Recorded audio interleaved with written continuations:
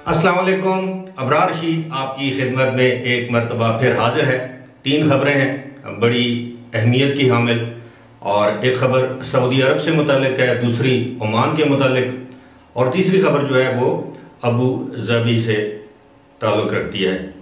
सबसे पहले तो मैं आपको बताता हूँ कि सऊदी अरब की हुकूमत ने अब ऐलान किया है कि 17 मई से जो उसने फ़िज़ाई पाबंदियाँ आयद की हुई थी, यानी सऊदी अरब से आने और जाने पर जो सफरी पाबंदियाँ थी, ख़ास तौर पर उन ममालिक से जहाँ से सऊदी अरब में हर किस्म की मुसाफिर परवाज़ों पर पाबंदी आयद की गई थी, अब 20 ममालिक के अलावा उन तमाम ममालिक से जो पाबंदियाँ हैं वो उठा ली जाएंगी 17 मई से।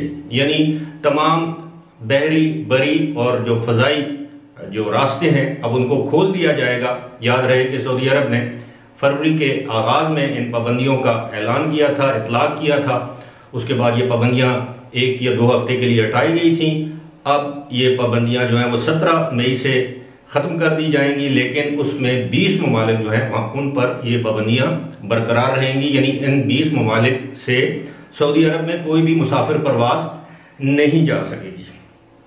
इन ममालिक में यकीनन पाकिस्तान भी शामिल है, भारत भी शामिल है, इसके अलावा तुर्की है और बहुत से ममालिक हैं, और इन ममालिक से फ़ज़ाई जो सर्विस है वो सऊदी अरब नहीं जा सकेगी।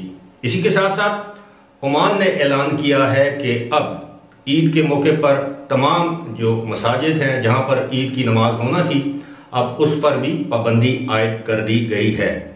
इसी के साथ साथ ये भी बताया गया है कि 8 मई के बाद 15 मई तक, ये रात 8 मई की रात 12 बजे से लेकर 15 मई तक हर किस्म की नकलो हमल पर पाबंदी होगी। इसका इतलाक़ तमाम निजी और सरकारी फंक्शंस या गैदरिंग्स पर होगा, कमर्शियल एक्टिविटीज़ पर होगा, यानी कारोबारी सरगर्मियाँ जो हैं वो मुअत्तल रहेंगी, ख़ास तौर पर ईद के मौके पर।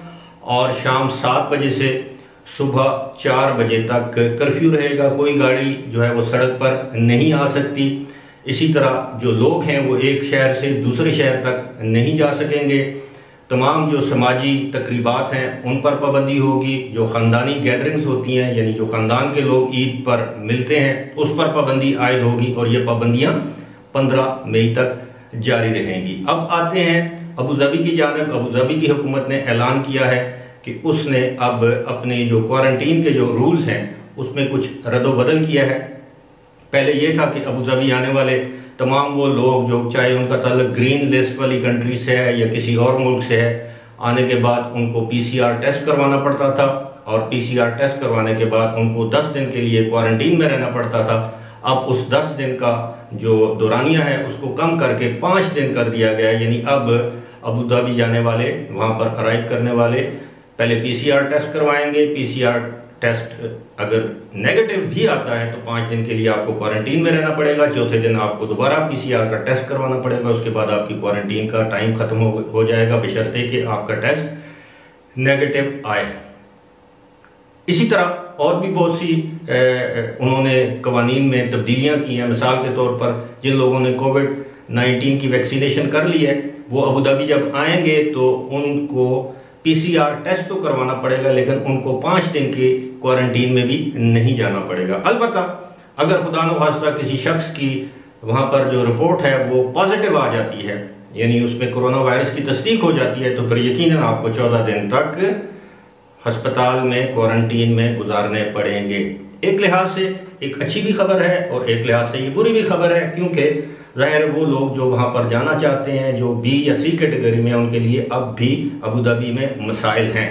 ख़ास तौर पर उन लोगों के लिए जिनको रोज़गार के सिलसिले में अबू धाबी जाना ही जाना है।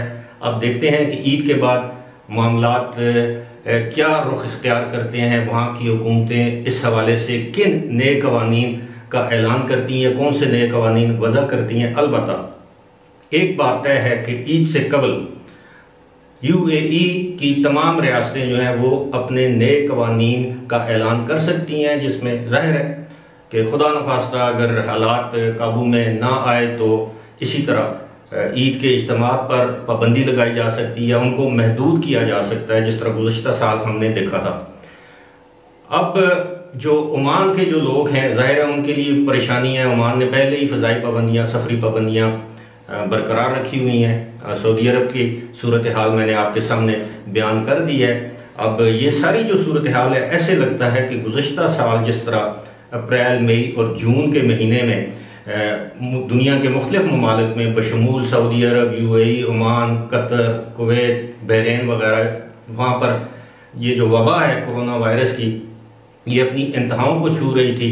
ऐसे महसूस होता है कि इस मरतबा फिर जून या जुलाई के महीने में पाकिस्तान और भारत के साथ साथ इन ममालिक में भी दूसरी या तीसरी वेव इसकी आ सकती है। माहिरीन तो अभी तक इसी खदशे का इजहार कर रहे हैं। बहरहाल आप भी अल्लाह से दुआ कीजिए, मैं भी दुआ गो हूँ कि अल्लाह ताला हम सबको अपनी हिफाजत में रखे, इस कोरोना वायरस समेत हर किस्म की आफतों और बलाओं से हमें महफूज रखे। आमीन। इसी के साथ मुझे दीजिए इजाज़त। खुदा हाफिज।